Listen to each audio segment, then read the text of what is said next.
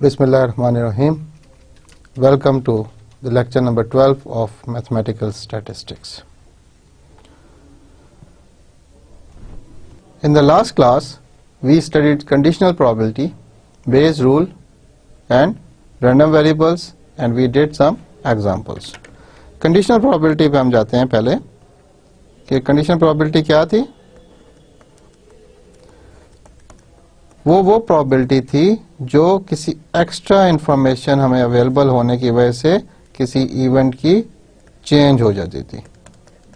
तो कैसे थी?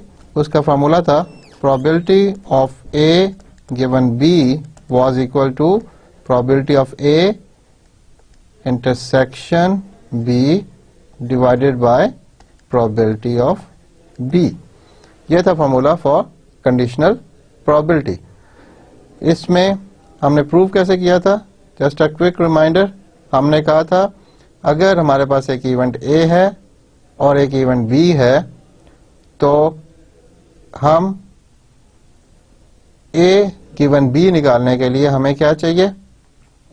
Number of elements in A and B divided by the number of elements in B, and then we divided those by the total number in the sample space and we got the probabilities. This was the probability of an event A given event B has occurred. और इसकी example अगर आपको याद हो, हमने किया था कि एक कॉइन को हम 2 दफा टॉस कर रहे थे, in which we could get twice head, head and tail, tail and head and tail and tail.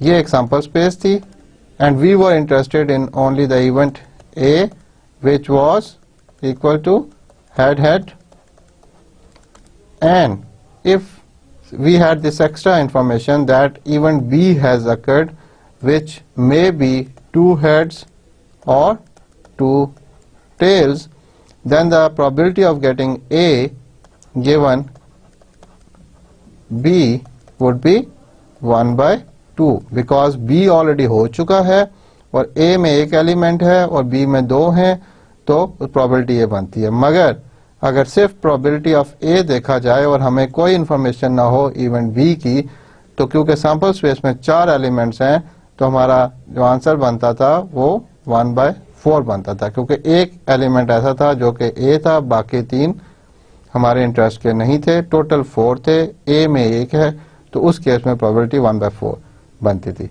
अब ये एक्स्ट्रा इंफॉर्मेशन जो हमें मिली है B के होने की, उससे A की प्रोबेबिलिटी चेंज हो गई थी. ये थी कंडीशनल प्रोबेबिलिटी. फिर हमने स्टडी किया था base rule which was in the simplest form. It was given as probability of A given B into probability of B equals probability of B given A into probability of A. Base rule से हम क्या करते हैं? Conditional probability change कर सकते हैं. For example, अगर मेरे पास probability of B given A हो, प्रोबेबिलिटी ऑफ A हो और प्रोबेबिलिटी ऑफ B भी मौजूद हो, तो मैं probability of A given B निकाल सकता हूँ. इसकी एग्जांपल इस तरह से ले सकते हैं हम कि हमारे पास 3 प्लांट्स हैं एक फैक्ट्री में और तीनों प्लांट्स पे प्रोडक्शन हो रही है और तीनों की मुख्तलिफ प्रोडक्शन प्रोबेबिलिटी है. एक जो है वो 50% कंपोनेंट्स बनाता है, एक 30% बनाता है और एक 20% बनाता है.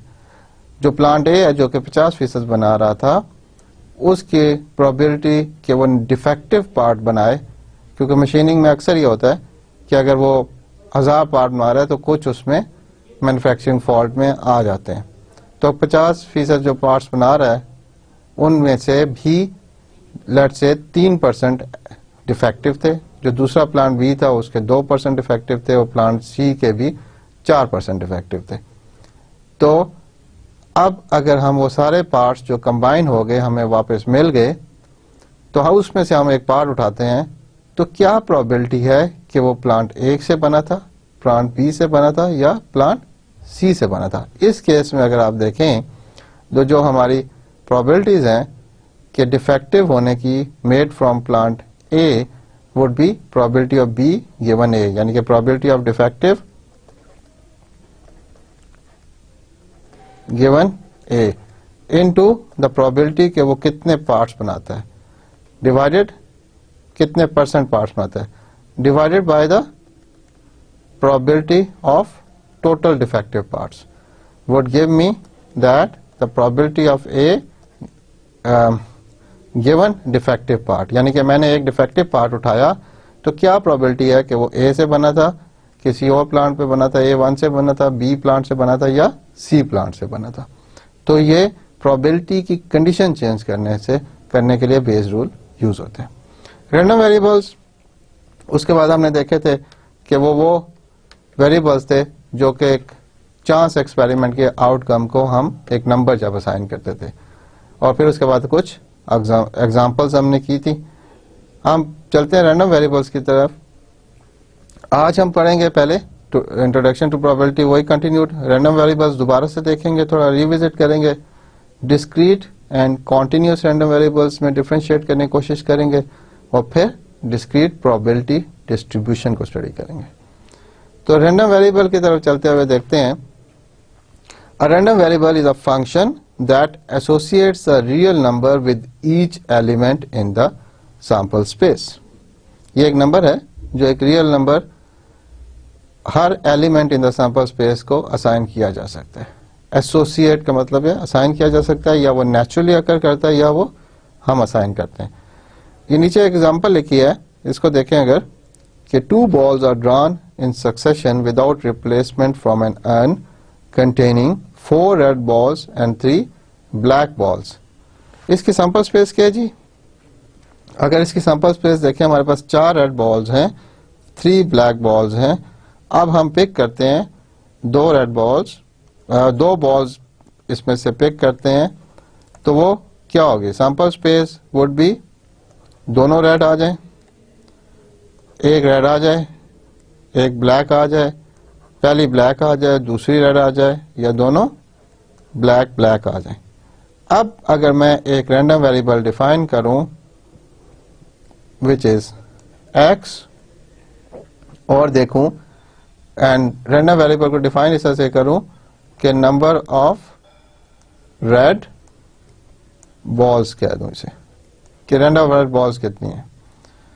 तो पहले केस में इसकी वैल्यू 2 है, दूसरे केस में इसकी वैल्यू 1 है, तीसरे केस में भी एक ब्लैक है और एक रेड है, so number of red balls is again 1, और चौथे केस में दोनों ब्लैक बॉल्स हैं। इसका मतलब है रैंडम वेरिएबल x की वैल्यू जो है वो 0 है।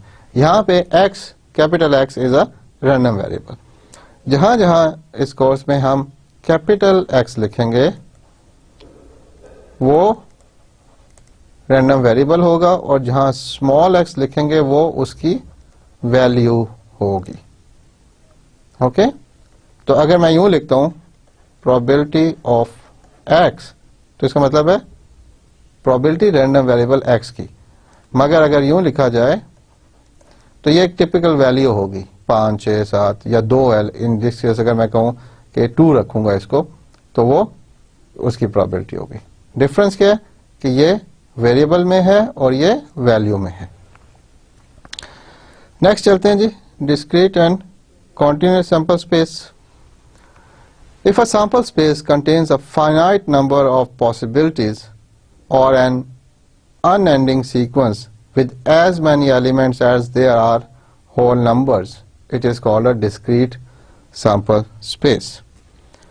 If a sample space contains an infinite number of possibilities equal to the number of points on the line segment, it is called a continuous sample space.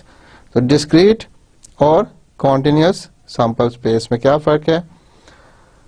Let's say मैं sample space define करता हूं, the outcome of a rolling of a dice. तो वो क्या बनती है? Rolling of a dice में 6 faces होते हैं, तो आई कैन गेट 1, 2, 3, 4, 5 और 6। इस डिस्क्रीट, तो इसमें फाइनाइट नंबर ऑफ पॉसिबिलिटीज हैं, 1 और 2 के दरमियान कुछ नहीं है।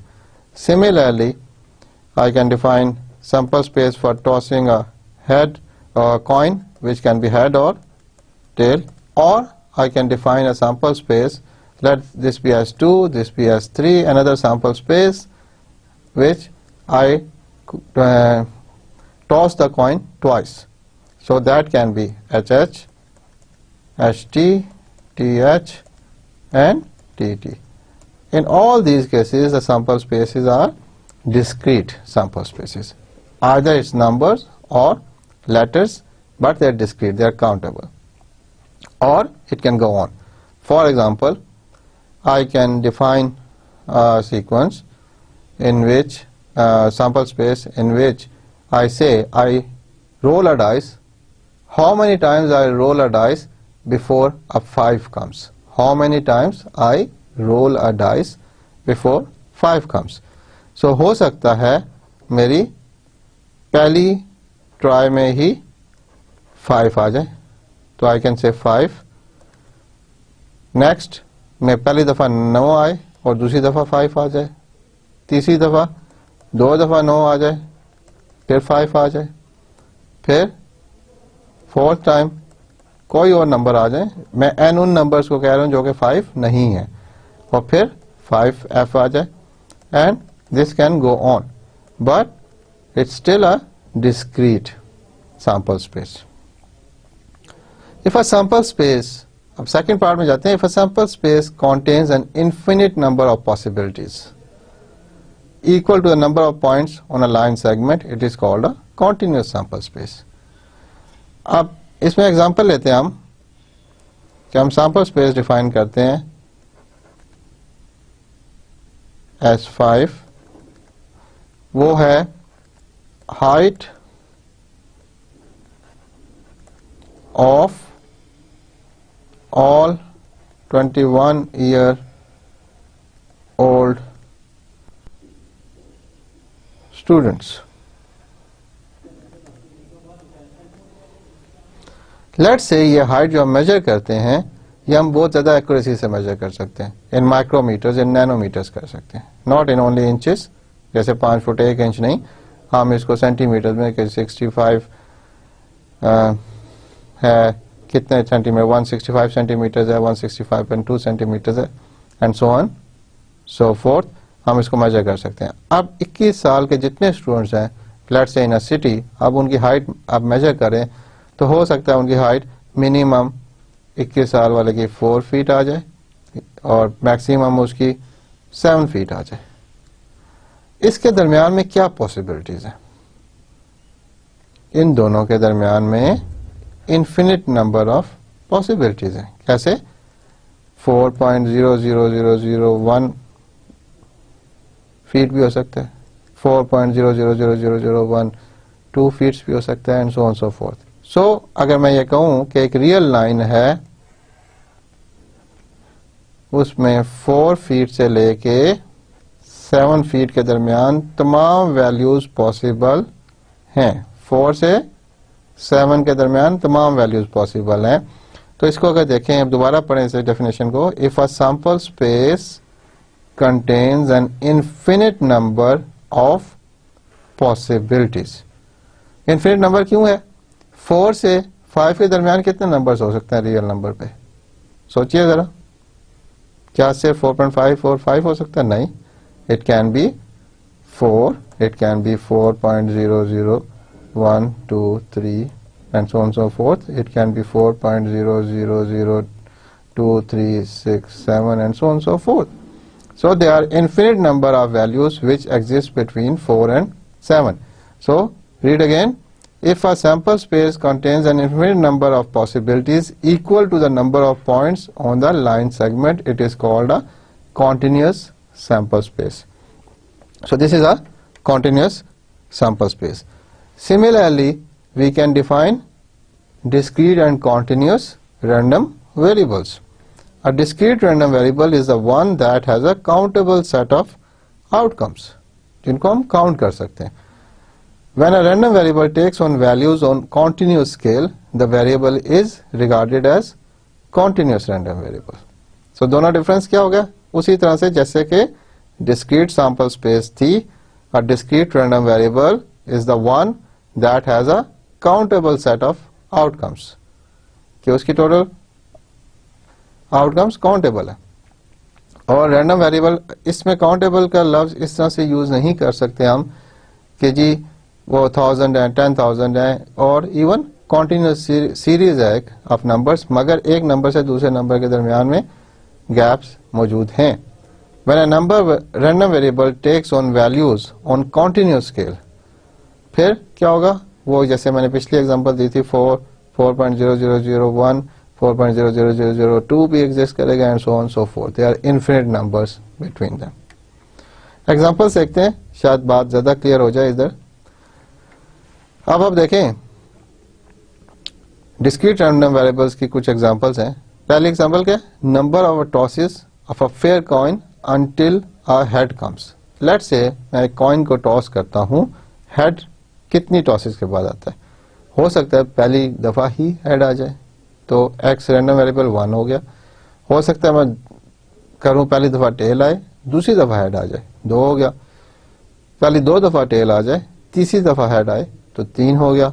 इसी तरह चलते जाए तो इट्स वेरी मच पॉसिबल कि मेरा 1 लाख टाइम्स टेल आता रहे और उसके बाद हेड आ जाए. वेरी पॉसिबल, क्योंकि प्रोबेबिलिटी है, कुछ भी हो सकता है. So this random variable is a discrete random variable. हम ठीक है इन्फिनिट सीरीज है, मगर फिर भी हम इसे काउंट तो कर सकते हैं. उस लिहाज से काउंट कर सकते हैं कि 1 2 3 4 नंबर्स आ रहे हैं मेरे पास. On the other hand, number of people visiting an ATM machine in a day. अब क्या हो गया, एक दिन में कितने लोग एटीएम मशीन पे आ सकते हैं? 1 आ सकते हैं, 2 आ सकते हैं, 3 आ सकते हैं. यहाँ पे रैंडम वेरिएबल मैंने y डिफाइन किया है, वो कर सकते हैं, कोई मसला नहीं. आप z भी कर सकते हैं. तो लाजमी नहीं है कि हर दफा रैंडम वेरिएबल x ही डिफाइन हो. It can be y, it can be any variable. It's a variable like you have in the algebra.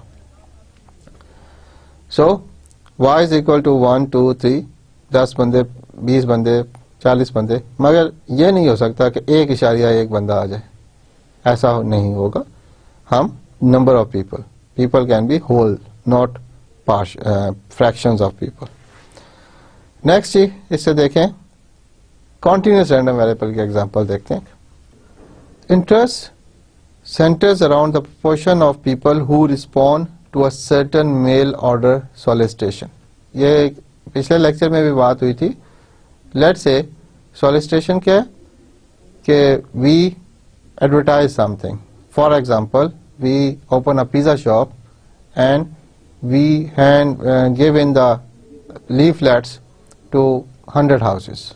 हम 100 घरों में वो लीफलेट तकसीम कर देते हैं, और फिर जितने हमें कॉल्स आती हैं, जितने हमारे ऑर्डर्स आते हैं, हम उससे एवेलुएट करते हैं कि हमारा कितने प्रोपोर्शन परसेंट या प्रोपोर्शन रेशो में बात करते हैं हम, लोगों ने हमें रिस्पॉन्ड किया. लेट्स से हमने 100 लोगों को लीफलेट दिया और 20 हमें ऑर्डर्स आए, उस एरिया में से हमें 20 ऑर्डर्स आए, तो इसका मतलब है 0.2 people responded. 0.2 of all the people we solicited responded. तो यहां पे x जो रैंडम वेरिएबल है वो, क्योंकि 0.2 भी हो सकता है, 0.21 भी हो सकता है, 0.2 अगर हम 1000 लोगों को देते हैं तो आप you can very well imagine कि जी ये 0.21201 इस तरह से भी आ सकता है. 1 लाख लोगों को देते हैं तो ये प्रोपोर्शन काफी फ्रैक्शंस में भी आ सकता है. So let x be that proportion. X is a random variable that takes on all values small x for which x can be from between 0 and 1. इसमें क्या चीज याद रखनी है हमने, क्या या तो 100% लोग रिस्पॉन्ड करेंगे which is 1, और nothing will respond, nobody will respond, that is 0. So our x, the value x will lie between 0 and 1. यहाँ पे एक चीज और मैं रीइटरेट कर दूं कि रैंडम वेरिएबल x जो है वो हमने कैपिटल X से रिप्रेजेंट किया है यहाँ पे, और उसकी वैल्यू जो है वो स्मॉल x से की है. You can very well see that. Next, let x be the random variable defined by the waiting time. एक रैंडम वेरिएबल x है जिसको हम डिफाइन करते हैं वेटिंग टाइम से, between successive speeders spotted by a radar unit. The random variable x takes on all values small x for which t is greater than 0. Let x be the random variable defined by the waiting time. हम एक radar है जो कि speeding cars को पकड़ता है, लोग जो ओवर स्पीडिंग कर रहे हैं उनको पकड़ रहा है। उन्होंने एक शख्स को पकड़ा, उसके बाद दूसरे शख्स को कितनी देर बाद पकड़ेंगे वो टाइम हम डिफाइन कर रहे हैं as a random variable x, और the value of x would be t greater than 0. अब ये कॉन्टिन्यूस है या नहीं है? लेट्स सी कि हम टाइम को काफी एक्यूरेसी से मेजर कर सकते हैं in micro second, in nano second. So the next person can be in after 1 second, or it can be after 1.00001 seconds, or it can be so and so forth, 1 hour, 10 minutes, 20 seconds and 30 milliseconds and so on so forth. आप you can, your imagination is the limit. आप जितना ज़्यादा इसे सोचें उतना, and you will see that कि ये कोई इसमें फिक्स पॉइंट्स नहीं है कि जी सिर्फ 1 मिनट हो सकता है, 5 मिनट हो सकते हैं, 10 मिनट हो सकते हैं, 15 मिनट हो सकते हैं. नहीं, इनके दरमियान में भी बहुत सी वैल्यूज एग्जिस्ट करती हैं जो कि यहाँ पे पॉसिबिलिटीज हैं. ये और बात है, हम मेजर नहीं कर सकते, मगर we can always give an example that this can be counted as a continuous random variable. So यहाँ पे हमने दोनों एग्जांपल्स देख ली, डिस्क्रीट रैंडम वेरिएबल्स की भी और कॉन्टिन्यूअस रैंडम वेरिएबल्स की भी. नेक्स्ट हम जरा डेफिनेशन को दोबारा देखते हैं. A discrete random variable is the one that has a countable set of outcomes. A discrete random variable is the one that has a countable set of outcomes. अब आप जो examples थी उनसे रिलेट करें तो you will better understand it. दूसरी तरफ क्या था? When a random variable takes on values on continuous scale, कि वो उनमें ब्रेक नहीं है, एक वैल्यू से अगली वैल्यू कॉन्टिन्यूस चल रही है और इन्फिनिट किन्हीं दो वैल्यूज के दरमियान infinite number of possible values है. सबसे आसान डेफिनेशन ये है, किसी दो वैल्यूज के दरमियान infinite number of possible values exist करती हैं.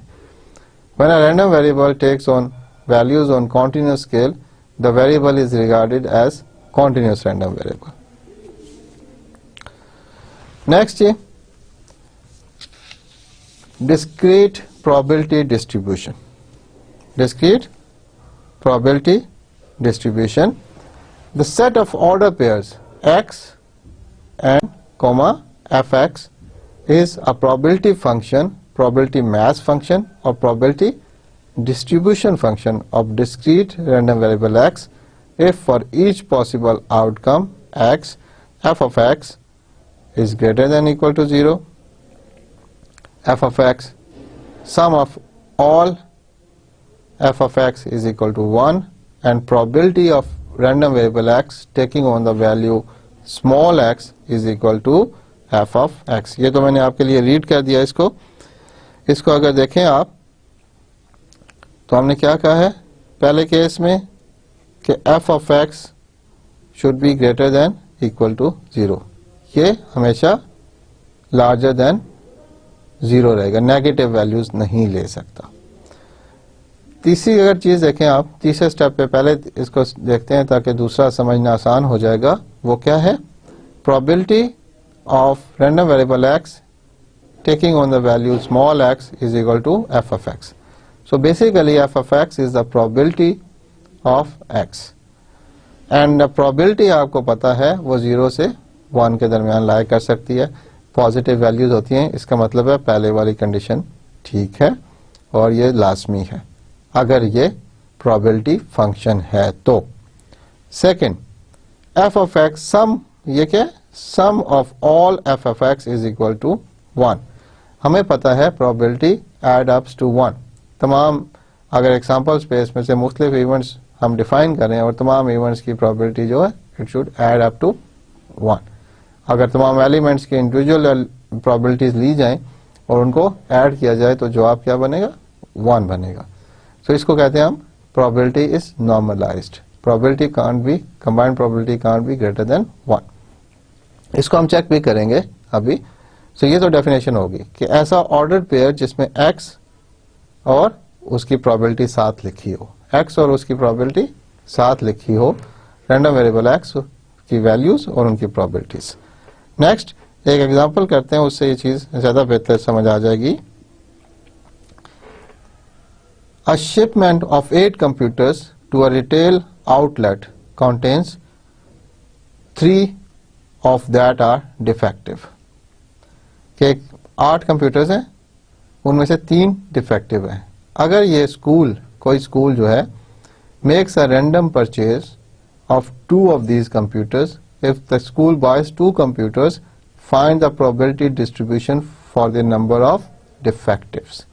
पहली बात ये कि हम एक सैंपल स्पेस क्रिएट करते हैं। टोटल हमारे पास 8 कंप्यूटर्स हैं और सैंपल स्पेस हम डिफाइन करते हैं कि वो क्या है जी।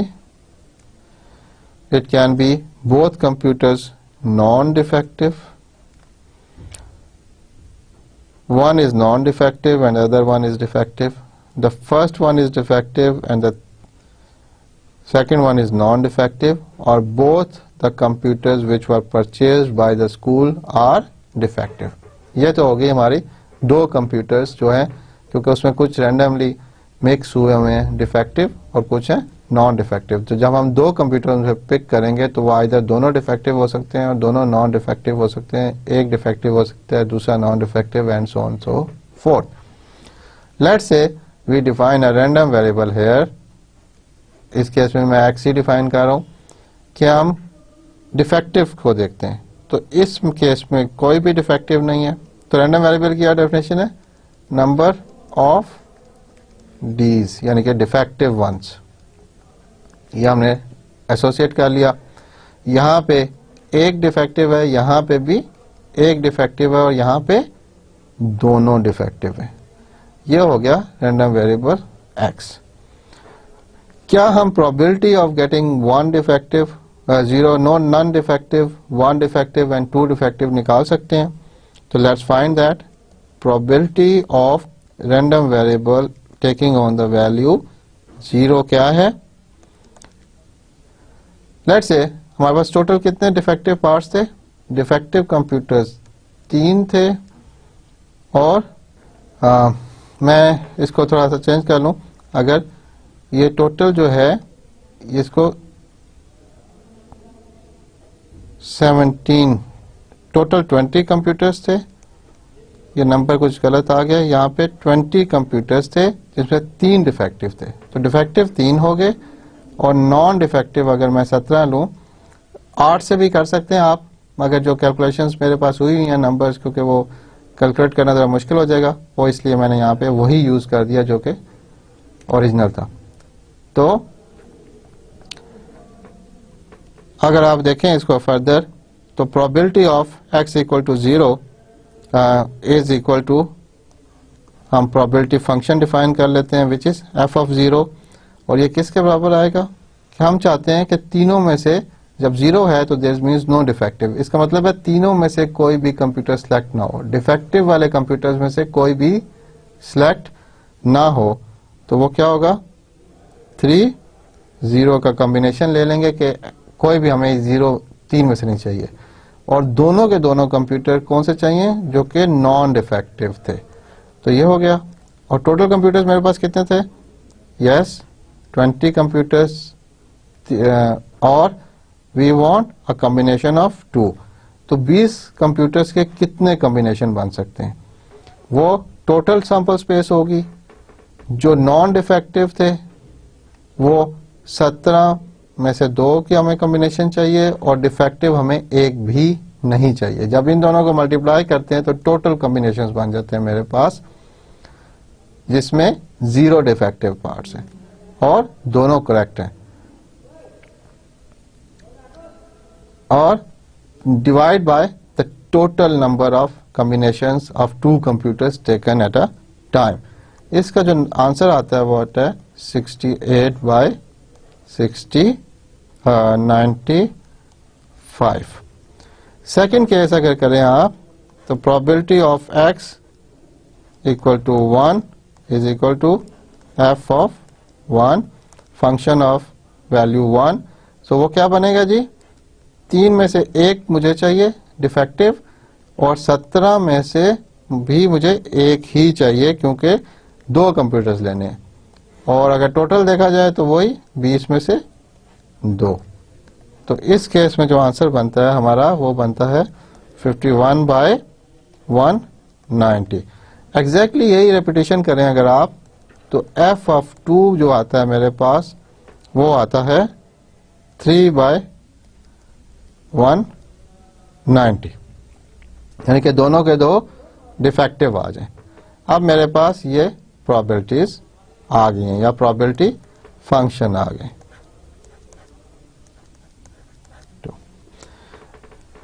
नेक्स्ट अब जी हम इसको यहां पे लिख सकते हैं, विच इज, एक और कॉलम बना लें अगर, वो क्या इसका कॉलम होगा f ऑफ x का। तो 0 के लिए द आंसर वाज 68/95, 1 के लिए 51/190। हमने यहाँ पे 2 दफा 1 लिखा है क्योंकि एक दफा हम ये कह रहे हैं कि पहला नॉन डिफेक्टिव है और दूसरा डिफेक्टिव है, और दूसरी दफा कह रहे हैं पहला डिफेक्टिव है और दूसरा नॉन डिफेक्टिव है। मगर कॉम्बिनेशन में it doesn't matter to us कि कंप्यूटर 1 डिफेक्टिव है या कंप्यूटर 2 डिफेक्टिव है। सो बेसिकली ये दोनों एक ही हम कंसिडर करेंगे, इसलिए हम इनके सामने एक ही लिख रहे हैं। और on the third part it is both defective, it is 3/190। तो ये हमारा एक टेबल बन गया जिसमें x भी आ गया, f ऑफ x भी आ गया, और इसको हम कहते हैं प्रोबेबिलिटी फंक्शन, प्रोबेबिलिटी फंक्शंस। वो हमने जो अभी पढ़ा था प्रोबेबिलिटी फंक्शंस। इसमें एक चीज हमने और कहा था कि प्रोबेबिलिटी फंक्शन क्या होता है, it is x, f of x। तो ये हमने इस टेबल में लिखा हुआ है और इन दोनों वंस को आप एक कंसिडर करके ये लिखेंगे। दूसरी इसमें प्रॉपर्टी क्या थी कि f of x is greater than equal to 0। अगर देखें तो ये सारे नंबर्स पॉजिटिव हैं and they are greater than equal to 0। उसके अलावा एक कंडीशन थी which was summation of f of x is equal to 1। Let's check this. क्या है कि 68/95 प्लस 51/190 प्लस 3/190। अगर पहले वाले को मैं ट्वाइस कर दूं तो ये बनता है 2 टाइम्स 68, 120 प्लस 16, 136 और 190 प्लस 51/190 प्लस 3/190। अब एलसीएम आ गया मेरा 190 और इनको ऐड करें तो 36, 187 plus 3, 190 and the answer is 1। So ये वाली कंडीशन यहाँ पे ट्रू हो रही है। सो बी अवेयर कि रैंडम वेरिएबल x जब 1 हो गया तो इट डजंट मैटर कि 1D था या D1 था, हम इसको एक ही कंसिडर करेंगे। तो उस केस में हमारी प्रोबेबिलिटी भी नॉर्मलाइज हो रही है। That means the sum of probability function is equal to 1। इस प्रॉब्लम को आप दोबारा भी देखिएगा, करिएगा। Let's go further. If a car agency sells 50% of its inventory of a certain foreign car equipped with airbags, कि 50% वो जो गाड़ियां बेचते हैं उनमें एयरबैग्स लगे होते हैं। Find a formula for the probability distribution of the number of cars with airbags among the next 4 cars sold by the agency.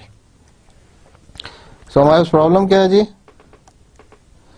कि 50% जो गाड़ियां हैं are with airbags and 50% without airbags. Good. Now we are selling 4 cars. अब 4 cars की sample space क्या बन सकती है?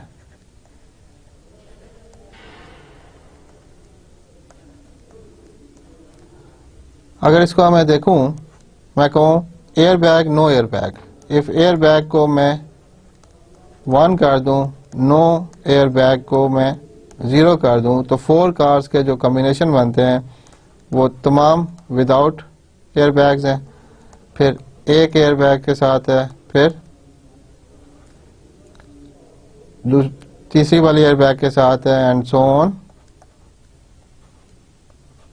सो फोर्थ। आप चलते जाएं इसी तरह। बाइनरी नंबर्स अगर लिखें सारे तो ये बनेगा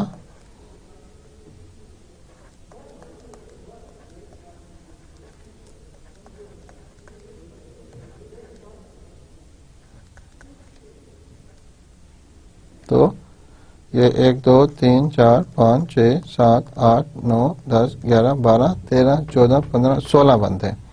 सो which is equal to 2 raise to power 4। तो इसमें जो टोटल कॉम्बिनेशन हमारे पास आ सकते हैं वो 16 आ सकते हैं। एयर बैग्स हैं या नहीं है। So there are 16 points in the sample space. So out of 4 हो सकता है x वैल्यू जो है of the random variable are with airbags. So I can say the total ones which are with airbags are 4 out of x combinations बनते हैं। ये total combinations बन गए। इनको अगर मैं total combination से divide कर दूं sample space के, तो ये मेरी probability of x बनती है, which will be 1/16 into 4 combination x।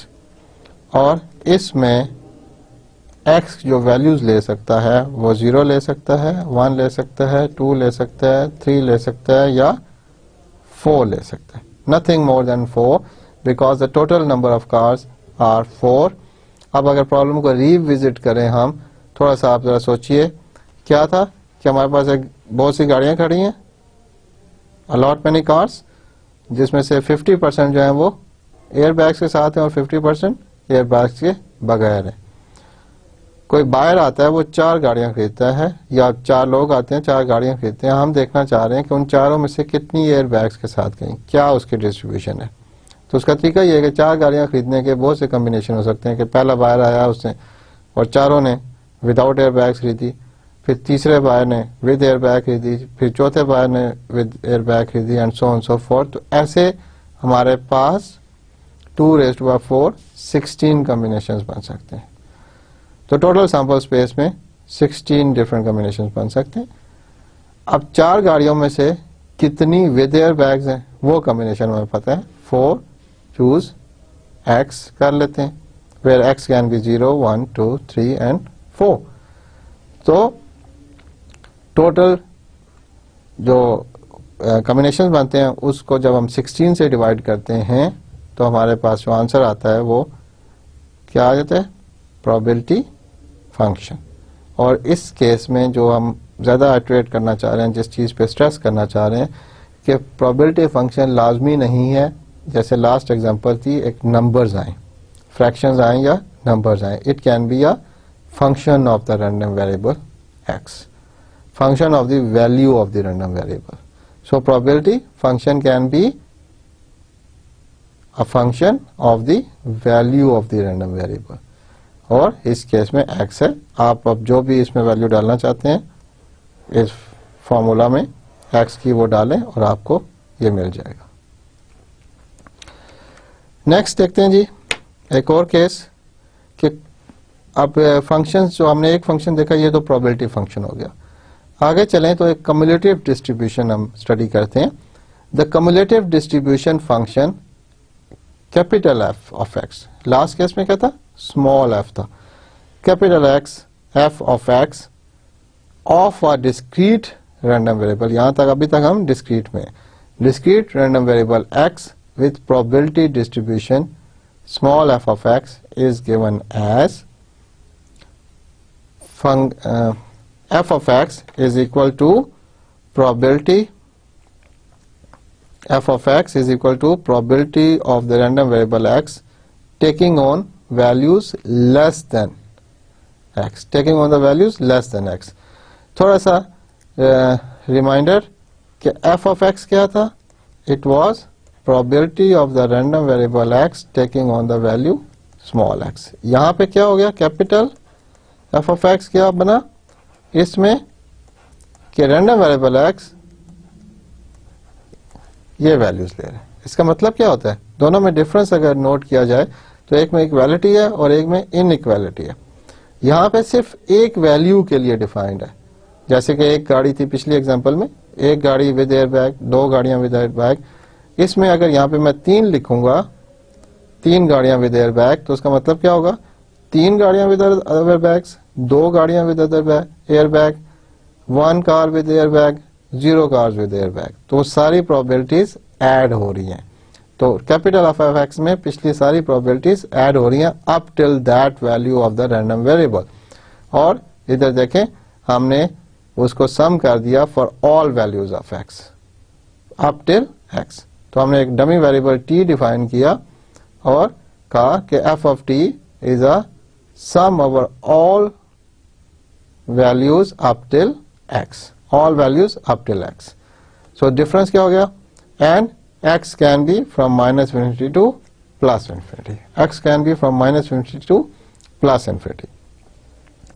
Cumulative distribution function f of x of a discrete random variable x with probability distribution f of x is equal to probability of random variable x less than and equal to the value x, and it is equal to the sum of all values of probability function up till that value x।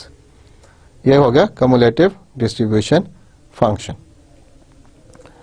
इसमें कुछ चीजें हम और भी देख सकते हैं इसकी प्रॉपर्टीज। फॉर एग्जांपल अगर मैं कहूं, एक क्वेश्चन है आप सबके लिए and I want you to think about it, please इस पे जरा सोच के बताइएगा। Probability of minus infinity is equal to probability of x random variable x minus infinity। क्या जवाब होना चाहिए इसका? यस, सोचिए प्लीज, क्योंकि there is no random variable which is below minus infinity. Minus infinity से पहले कोई रैंडम वेरिएबल एग्जिस्ट नहीं कर रहा, तो इसका मतलब यह हुआ कि ये चीज इक्वल टू 0 होनी चाहिए।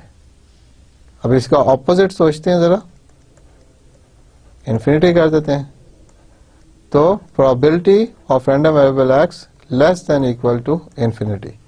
तो क्या हुआ, तमाम प्रोबेबिलिटीज इस डेफिनेशन के मुताबिक कि T less than infinity f of T, इस डेफिनेशन के मुताबिक यहां पे जब इन्फिनिटी डालेंगे तो तमाम probabilities up till infinity add होती हैं। और एक और चीज भी याद करें आप कि हमने कहा था कि f of x sum over all values of x is equal to 1। So ये तमाम का तमाम जब इन्फिनिटी से आगे तो कोई रैंडम वेरिएबल नहीं होगा, तो इसका मतलब है तमाम प्रोबेबिलिटीज ऐड हो जाएंगी और probability cumulative distribution function f of infinity will be equal to at 1 and at minus infinity it would be 0। इसका मतलब है ये कोई ऐसा फंक्शन है जो कि माइनस इन्फिनिटी में हमेशा 0 होता है और प्लस इन्फिनिटी पे हमेशा 1 होता है। अब इन्फिनिटी की डेफिनेशन आप जो मर्जी ले लें, लेट से हमारा एक रैंडम वेरिएबल है जो -10 से +10 तक ही एग्जिस्ट करता है और तमाम प्रोबेबिलिटीज इसी रेंज में एग्जिस्ट करती हैं, तो इसका मतलब -11 तो एग्जिस्ट नहीं करता, तो वो तो इन्फिनिटी हो गया। इसी तरह +11 या 10 से ऊपर कोई वैल्यू एग्जिस्ट नहीं करती, तो वो भी प्लस इन्फिनिटी हम कंसिडर कर सकते हैं इन सच केसेस। लाजमी नहीं है कि रैंडम वेरिएबल हमेशा माइनस इन्फिनिटी से प्लस इन्फिनिटी ही हो। नेक्स्ट जी, हमारे पास कुछ प्रोबेबिलिटीज गिवन है, उनका हम बार चार्ट प्लॉट करने की कोशिश करते हैं। प्रोबेबिलिटी फंक्शन गिवन है, इसका बार चार्ट प्लॉट करते हैं। लेट्स से मैं एक ग्राफ ड्रॉ करता हूं यहां पे, जिसमें ये रैंडम वेरिएबल x है, ये हमारा फंक्शन ऑफ x है प्रोबेबिलिटी का, और इसको मैं कहता हूं ये वैल्यू 0 है, ये 1, ये 2, 3 एंड 4 हमारा वेरिएबल है अप टिल 4। तो अगर आप इसको देखें 1 के लिए, आप यहाँ पे टोटल वैल्यूज जो हैं 1/16 है। लेट्स से मैं इसको अगर स्मॉल कर दूं, थोड़ा सा स्मॉल कर लूं, इफ यू डोंट माइंड, 1 2 3 4 5 6 7 8 9 10 11 12 13 14 15 16। तो ये 16 हो गया। 1 2 3 4 5, ये 5 हो गया। 6 7 8 9 10, ये 10 हो गया। 11 12 13 14 15, तो ये हमारा 15 हो गया, वो 16। अब ये जो वैल्यूज हैं इनको मैं बेसिकली 1/16 कहना चाह रहा हूँ। तो 16 को अगर मैं 1 ले लूँ, एग्ज्यूम करूँ कि this is my, on this scale this is 1, that is the maximum value. तो 1/16 क्या बनेगा, यहां तक बन जाएगा। दूसरा क्या है, 1/4। अगर 16 स्केल पे देखें तो इट इज 4/4, तो ये 4 है। तो 2 पे हमारा जो फंक्शन बनता है वो ये बनता है। सॉरी 0 पे पहली वाली वैल्यू जो थी वो 0 पे थी, विच वॉज 1/16। वो यहां पे आई, 1 पे थी 1/4, यस यू राइट। 2 पे थी 3/8, दैट इज 6 इसको मैं लिखूं तो ये बनती है 6/16। तो ये अप टिल इस वैल्यू के जाएगी। और 3 पे देखें अगर तो 1/4, तो इसको भी अगर मैं 4/16 लिखूं तो ये यहां तक जा रही है। And 4th one is 1/16 again. यहां पे सिर्फ ये किया कि मैंने 1 लिया पहले, उसको 16 हिस्सों में डिवाइड कर लिया ताकि मुझे स्केल करना आसान हो। तो अगर मैं इसको बनाऊं तो पहला जो है वो मेरा ये बनता है, दूसरा ये बार बन रहा है, 3rd बार, 4 बार एंड ये बार बन रहे हैं। तो ये तमाम वैल्यूज को रिप्रेजेंट कर रहे हैं। तो this is a probability chart and histogram. अब हिस्टोग्राम अगर देखें, इसी में चलें, इसी में बना लेते हैं हम। हिस्टोग्राम में और बार चार्ट में क्या फर्क हुआ, अगर ये x है तो मैं कह सकता हूं कि ये 0 है, ये 1, ये 2, ये 3 एंड दिस इज 4। और इनके मिडल में भी हम कुछ वैल्यूज डिफाइन कर लेते हैं। You understand why I am doing this. और इसी तरह हम इसी स्केल पे कहते हैं कि ये जी ये मैक्सिमम 1 है और इसके हमने इससे कर लिए 16 ऐसे। अब 1 के लिए, 0 के लिए हम क्या करते हैं, विड्थ एक डिफाइन करते हैं एक हिस्टोग्राम की। एंड दिस विड्थ इज -5 से -0.5 से +0.5 तक, तो इसकी विड्थ होगी 1 यूनिट। अब इसकी विड्थ 1 यूनिट है और इसकी हाइट कितनी है, 1/16। तो ये बहुत छोटी सा एक बार बनता है। तो ये एक बार बन गया, मगर इसकी विड्थ इस केस में मैंने क्या की, 1 कर दी। ओके जी। 2 पे अगर 1 वाले को देखें आप वैल्यूज को, ये बनती है 1 यानी कि 4/16। तो इसकी हाइट ये बनेगी। इसी तरह 2 वाले को देखें तो वो बनता है 6/16, थोड़ा सा बड़ा। 3 वाले को देखें तो अगेन 4/16 और 4 वाले को अगेन देखें तो 1/16। अब इसको हम कहते हैं हिस्टोग्राम और इसको कहते हैं बार चार्ट। बार चार्ट में थोड़ा विड्थ भी हो सकती है, डजंट मैटर, सिर्फ, मगर ये कॉन्टिन्यूस नहीं है। इन दोनों में क्या फर्क है कि हिस्टोग्राम जो है वो एक दूसरे के साथ जुड़े हुए हैं और इनका एरिया जो है पूरा वो उसकी प्रोबेबिलिटी को प्रेजेंट करता है, उसकी प्रोबेबिलिटी को रिप्रेजेंट करता है। फॉर एग्जांपल 2 पे देखें तो इसकी जो प्रोबेबिलिटी थी वो 3/8 थी, और क्योंकि 2 पे जो टोटल विड्थ है ऑफ दिस थिंग इज 1 और इसकी हाइट जो है 3/8 है, तो इसकी टोटल प्रोबेबिलिटी जो है वो 3/8 इंटू 1 इज अगेन 3/8 है। तो इस हिस्टोग्राम में जो बार की विड्थ और हाइट है वो उनका जो एरिया है वो रिप्रेजेंट करता है द प्रोबेबिलिटी। इस केस में ऐसी कोई कंडीशन नहीं है, हम इसको सिर्फ हाइट को कह सकते हैं कि height is equal to the probability. Histogram में अगर विड्थ हाफ यूनिट होती तो इनकी हाइट फिर डबल हो जाती, so that the area is still 3/8। तो ये डिफरेंस थोड़ा सा आप सोचिएगा इस पे। नेक्स्ट आप इसी एग्जांपल का हम CDF प्लॉट करने की कोशिश करते हैं, कम्युलेटिव डिस्ट्रीब्यूशन फंक्शन कैलकुलेट करते हैं।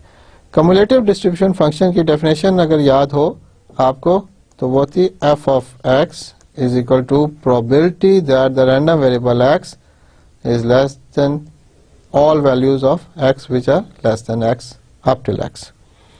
Now f0 क्या होगा? It will be the f of 0 and it is 1/16. f1 को अगर देखूं मैं कैपिटल f1 को तो it will be probability of x less than equal to 1 and which is equal to 1 और उससे नीचे वाली, तो इसका मतलब है it is f of 0 plus f of 1 and it is equal to 1/4 plus 1/16, so it is 4/16 plus 1/16। चले मैं लिख लेता हूं आपके लिए 1/16 plus 1/4 और इसको मैं कर सकता हूं 4/16, एलसीएम लेके कर लें आप, it is 5/16। Similarly f at 2 would be f at 0 plus f at 1 plus f at 2। ये क्यों ऐड कर रहे हैं?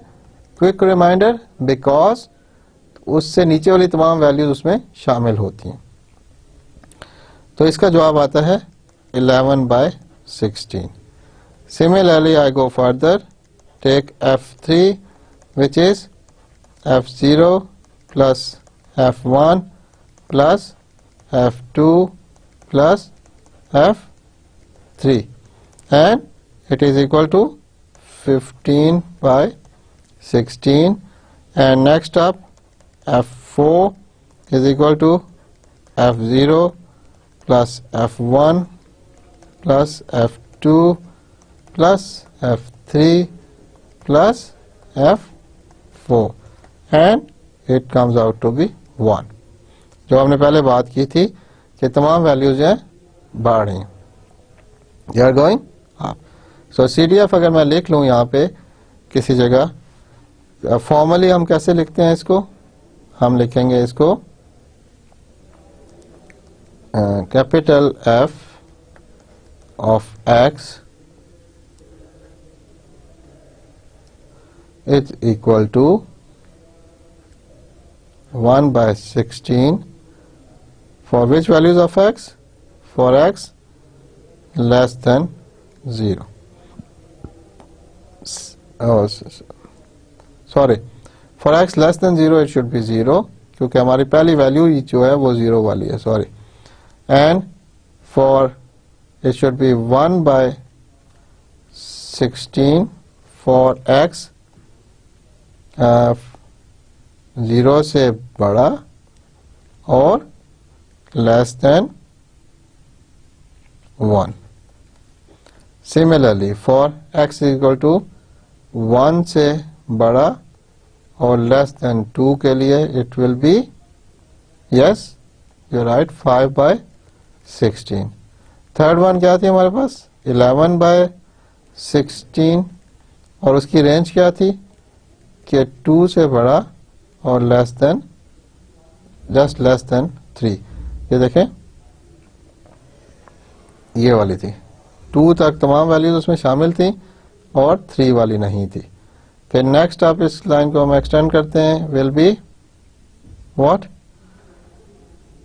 15/16 for x greater than equal to 3 and less than 4, and finally it's 1 for x greater than equal to 4। इससे आगे values exist नहीं करती। सो ये हो गया आपका complete cumulative distribution function of probability. इसको हम फॉर्मली देखेंगे अभी। इस फॉर्म में ये लिखा जा सकता है और इसका अगर मैं आप ग्राफ प्लॉट करूं तो वो क्या बनता है जी कि वो वैल्यूज कहां से शुरू होती हैं, 0 से लेके और 4 तक। तो हम एक्स एक्सिस पे रैंडम वेरिएबल ले लेते हैं, वाई एक्सिस पे एफ ऑफ एक्स, और ये 0 है अगर, ये 1 है, 2 है, 3 है और 4 है। तो अगर देखें 0 से पहले क्या था, इट वाज 0, कुछ एग्जिस्ट नहीं करता था। 0 पे से लेके 1 तक ये 1/16 था, फिर 1 से 2 तक ये वो इट वाज 5/16, 2 से 3 तक इट वाज 11/16 एंड 3 से 4 तक इट वाज 15/16 और 4 पे जाके ये 1 बना और ये इन्फिनिटी तक 1 ही रहेगा। तो ग्राफ कहां से शुरू हुआ, माइनस इन्फिनिटी से 0 चल रहा था अप टिल 0 और 4 के बाद 4 वैल्यू के बाद of the random variable it is reached its maximum which is 1। तो ये ग्राफ ऊपर ऊपर ऊपर जा रहा है। कम्युलेटिव डिस्ट्रीब्यूशन फंक्शन में क्योंकि एडिशन होती है, अगर इक्वेशन दोबारा देखूं मैं लिखूं it was F of x probability of random variable x less than the value x is basically sum of up till तमाम all values of x f of t। t क्या है, यहाँ पे डमी वेरिएबल है तो उसमें finally फिर x डाल देंगे, हम वैल्यूज डालेंगे। अब क्योंकि एडिशन हो रही है, और दूसरी बात यह थी कि f of x was always greater than equal to 0, a positive number। सो क्या होगा, जब पॉजिटिव नंबर ऐड होते रहेंगे तो f of x, capital f of x that is CDF will always increase और stay stable। तो CDF का कोई भी फंक्शन इस तरह नहीं हो सकता जैसे ऊपर गया फिर नीचे आया फिर ऊपर जाए, this is not possible. CDF में the function can go up up up or stay stable then up, but it will never go down। this is not possible because ये values either 0 ऐड होगा या कोई positive number add होगा, negative number add नहीं हो रहा, इसलिए ये ग्राफ हमेशा ऊपर ही जाता है। सो रिविजिट करें, the cumulative distribution function f of x of a discrete random variable x with probability distribution f of x is given by this equation।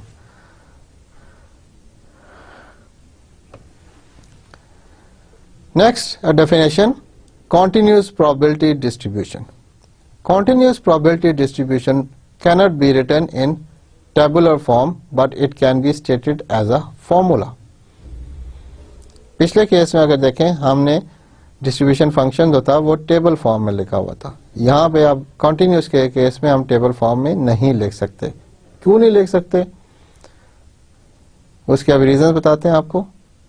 Reason ये है कि क्योंकि हमारे पास कोई भी वैल्यूज उसमें डिस्क्रीट वैल्यूज थी, x की वैल्यू 0 हो सकती थी, 1 हो सकती थी, 2 हो सकती थी, उनकी कोई फाइनाइट प्रोबेबिलिटी थी। मगर कॉन्टिन्यूस केस में उनकी कोई फाइनाइट प्रोबेबिलिटी नहीं है। तो वो अगर मैं कहूँ 4.100001 की क्या प्रोबेबिलिटी है, तो ऐसी कोई हमारे पास नंबर नहीं है। Such a formula would necessarily be a function of the numerical values of the continuous random variable x, and as such will be represented by the functional notation f of x. The function f of x, usually called probability density function or density function of x. इसको हम क्या कहते हैं? Probability density function, और most books में इसको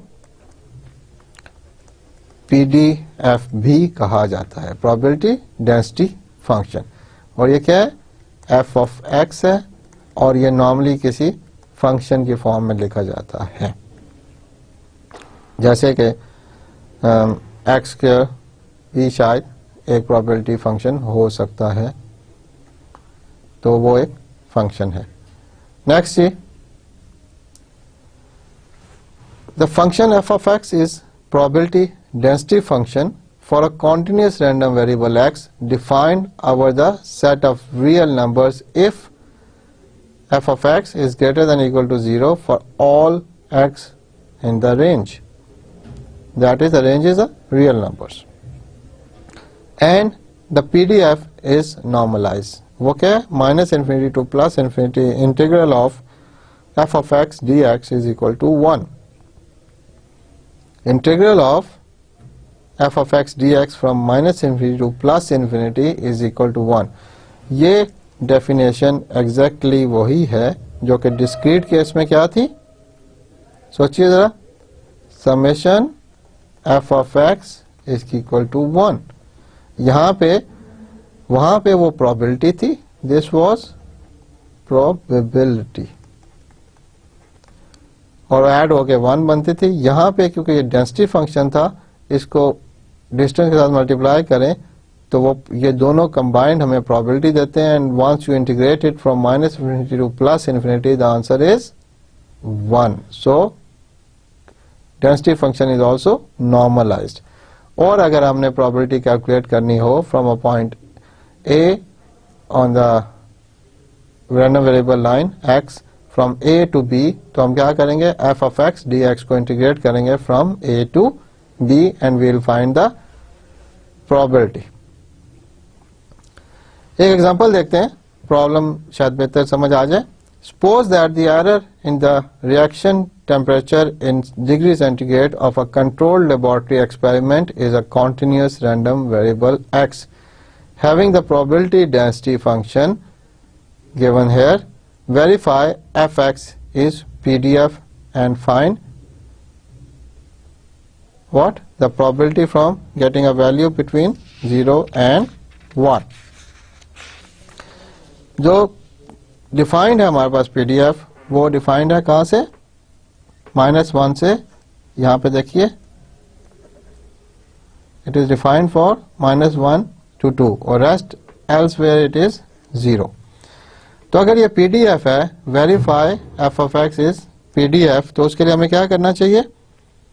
PDF की एक प्रॉपर्टी है which was f of x d of x from minus infinity to plus infinity should be equal to 1. यहाँ पे हमारी रेंज जो है वो -1 से 2 तक है। तो अगर हम इसको लिखें -1 से 2, क्योंकि इसके अलावा तो एग्जिस्ट ही नहीं करती, तो हमारा इन्फिनिटी इस केस में माइनस इन्फिनिटी जो है -1 है और प्लस इन्फिनिटी 2 बन रहा है, क्योंकि इससे बाहर तो वैल्यू 0 है। बेशक आप लिख भी लें तो वो इंटीग्रल्स क्या होंगे? 0 को इंटीग्रेट कर रहे होंगे। तो वो बनता है x² 3dx। अगर आप इसको इंटीग्रेट करेंगे तो बनेगा x³ 3 × 3 9, क्योंकि एक 3 इसका नीचे आएगा, तो ये ऑलरेडी एक 3 एग्जिस्ट कर रहे हैं यहाँ पे, तो 3 × 3 9 बन जाता है, and the limit is from -1 to 2। जब 2 डालेंगे तो जवाब आएगा 8, 2 का क्यूब 8 आता है, 9 माइनस, फिर -1 डालेंगे तो -1 का cube by 9 which is equal to 8 by 9 और -1 का क्यूब -1 ही होता है into -1 plus 1 by 9. So answer is 9 over 9 which is equal to 1. So it is normalized. Hence we can call this is a PDF. So f of x is a PDF. तो यहाँ तक तो बात खत्म होगी.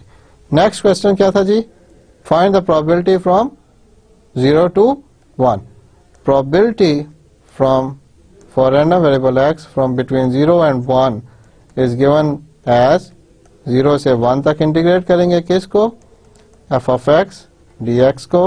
और f of x dx हमें क्या गिवन है? f of x गिवन है x square by 2 एंड और ये देखें ये 0 से 1 जो रेंज है वो इस रेंज में भी लाई करती है क्योंकि ये -1 से 2 तक एग्जिस्ट करता है. हम सिर्फ इंटरेस्टेड हैं 0 से 1 तक इंटू dx. तो वही x क्यूब बाय सॉरी ये 3 था x क्यूब बाय 9 और लिमिट्स 0 से 1 तक 1 रखेंगे तो यस 1 by 9 और -0. The answer is 1 by 9. So probability of random variable x taking on the values between 0 and 1 is equal to 1 by 9. So we have done this example in which we first confirmed that the PDF is the function f of x is at least a PDF. To be a PDF, the first and far most important thing is that it should be normalized. तो पहले हमने check किया कि is it normalized, that means कि ये integration जो है ये हमें जवाब जो देती है वो 1 देती है कि नहीं देती. वो जब हम इंटीग्रेशन जो है -∞ से +∞ थी तो यहाँ पे जो मैक्सिमम लिमिट्स हैं वो -1 से 2 तक हैं, वही हमने यूज़ की. जवाब आ गया हमारा. इंटीग्रेशन की तो x क्यूब बाय 9 आया, फिर -1 से 2 and the answer is 8 by 9 which minus 1 cube by 9 which is 8 by 9 plus 1 by 9 is equal to 9 by 9 equals 1. So we confirm that fx is a PDF. Yes.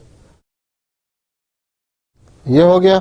Next up probability of random variable value of x between 0 and 1 कि 0 से लेके 1 तक क्या probability बनेगी. तो हमने इसी function को जो कि PDF हमने कंफर्म कर दिया उसको इंटीग्रेट करना है फ्रॉम 0 to 1 और उसका तरीका है x square by 3 dx 0 to 1 और ये बना x क्यूब by 9 और इसमें लिमिट्स पुट कर दें तो answer is 1 by 9. So we found the PDF equals 1 probability of random variable x taking on values between 0 and 1 is 1 by 9.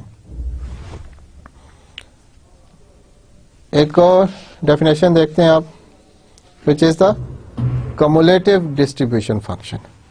जैसे एक डिस्क्रीट केस में था cumulative distribution function, इसी तरह continuous केस में भी है.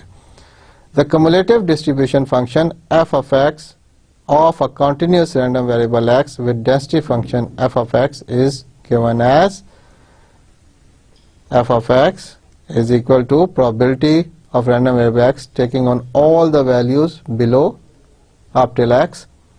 And how will you find it? probability कैसे निकालते थे? अगर थोड़ी सी याद करें तो वो था probability of x a to b was from limit a to b, yes, f of x d of x.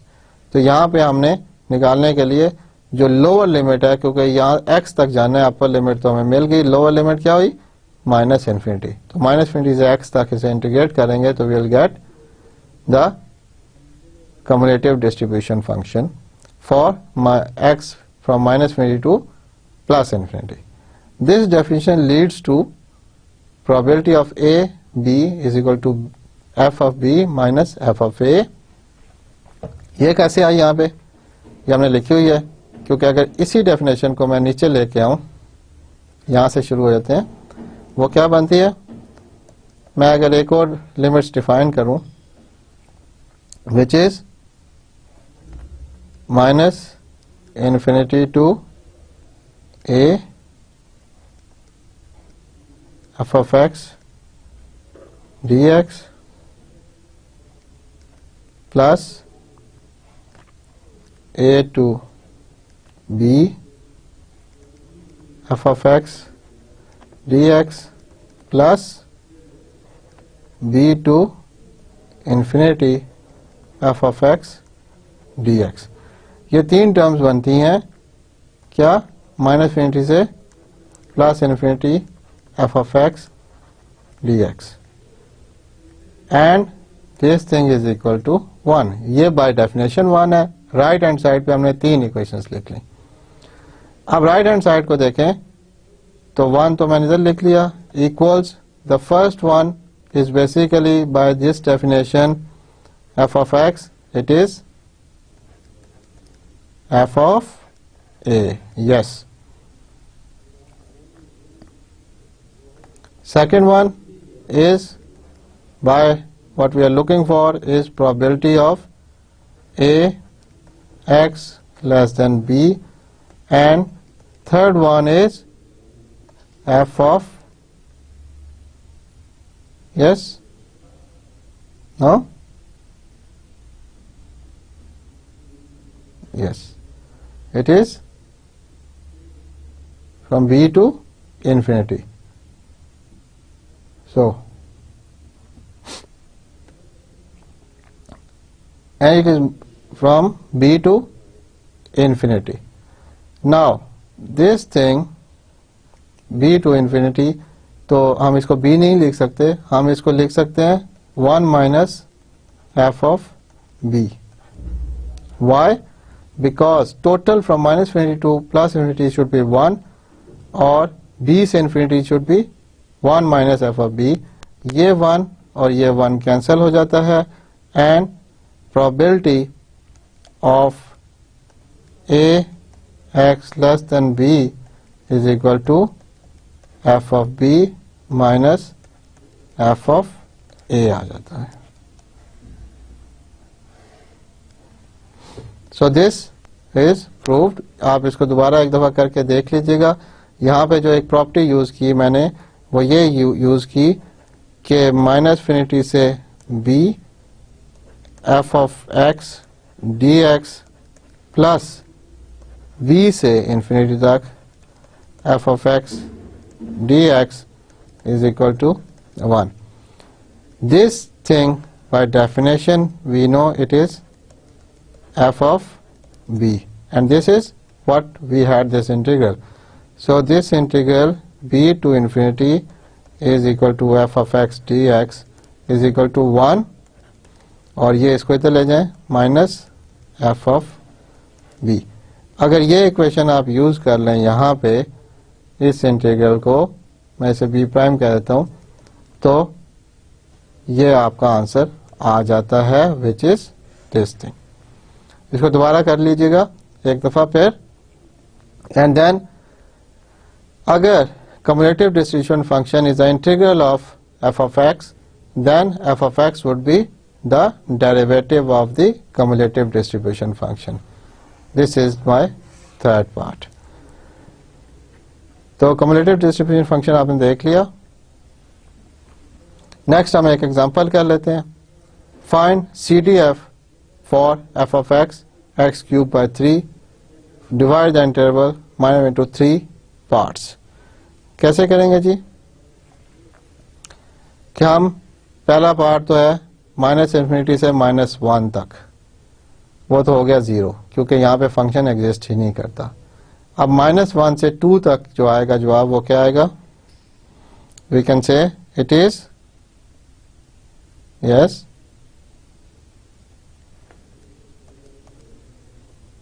से अप टिल x।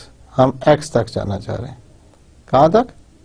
x तक, not more than that. And x can B -1, it can B -1, -0.9, -0.8 up till 2। and it will be x square by 3 dx. The answer is x cube by 9. Yes, you're right. -1 से x तक और -1 पे इसकी value 0 थी. It will be x cube by 9 minus plus 1 by 9. ये 1 by 9 इसमें नहीं आ रहा क्योंकि हम -1 तक है. सो ये हमारा हो गया अब हमारा कम्युलेटिव डिस्ट्रीब्यूशन फंक्शन. और 3 पार्ट्स कौन से हैं? लेट्स सी दैट कि -1 तक तो हमारे पास ये 0 आ रहा है. फिर हमारा वो फंक्शन आ गया जिसको क्यूब वाला, उसको प्लॉट किया and it goes up till 2. और 2 के बाद it should be again 1 because उसके बाद उसकी कोई वैल्यू इंक्रीज नहीं होती. That was a cumulative distribution function. अगर आप एक और एग्जांपल देखना चाहते हैं तो वो क्या है? The department of energy puts projects out on bid and generally estimates what a reasonable bid should be. Call the estimate B. The DOE has determined that the density function of winning low bids is this thing. Find Fy and use it to determine the probability that the winning bid is less than DOE preliminary estimate. So first thing first, let's find f of y. f of y की क्या definition थी जी? वो definition थी जो lowest limit है हमारी -2b by 5 से कहाँ तक जाना है हमने? y तक. और it will be 5 by 8b and it's a function of y. ठीक है. अब इसको मैं y प्राइम कर दूं क्योंकि जब लिमिट डालेंगे उसमें भी y ही आ रहा है. तो dummy variable of integration is y prime here. The answer is 5y over 8b limit y over -2b by y and it is ये y prime था sorry 5y over 8b minus 1 by 4. Now if I write it like this, f of y जैसे पिछले case में यहाँ पे -1 by 9 आया था, यहाँ पे भी आ रहा है. वो है कि 0 for y less than yes -2b by 5 it is 5y by 8b minus 1 by 4 for किस रेंज में? -2b by 5 से लेके 2b तक and it is equal to 1 because उसके बाद ये 1 बन जाएगा. 2b अगर यहाँ पे पुट करेंगे तो 1 बन जाएगा and it should be 1 for 2b. So ये हमारा आ गया cumulative distribution function. नेक्स्ट ये आज हमने रैंडम वेरिएबल स्टडी किया, दोबारा से रिविजिट किया. कौन कौन से random variables? Yes, discrete and continuous random variable. उसके एग्जांपल्स देखी और फिर हमने कुछ प्रोबेबिलिटी डिस्ट्रीब्यूशन स्टडी की. उसमें प्रोबेबिलिटी फंक्शन भी था, probability density function for continuous variable और probability function for discrete variables. फिर हमने उनको प्लॉट करना देखा, हिस्टोग्राम और बार प्लॉट में कैसे करते हैं प्रोबेबिलिटी डिस्ट्रीब्यूशन को. फिर हमने cumulative distribution function for discrete case and as well as continuous case.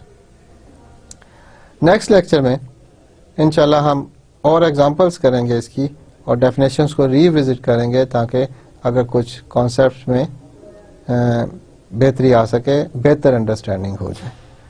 तो रेफरेंस के लिए Probability and Statistics for Engineers and Scientists by Walpole और Shom's Outline Series in Probability and Statistics. इंशाल्लाह फिर मिलते हैं. अल्लाह हाफिज, अपना ख्याल रखिएगा. Thank you very much ji.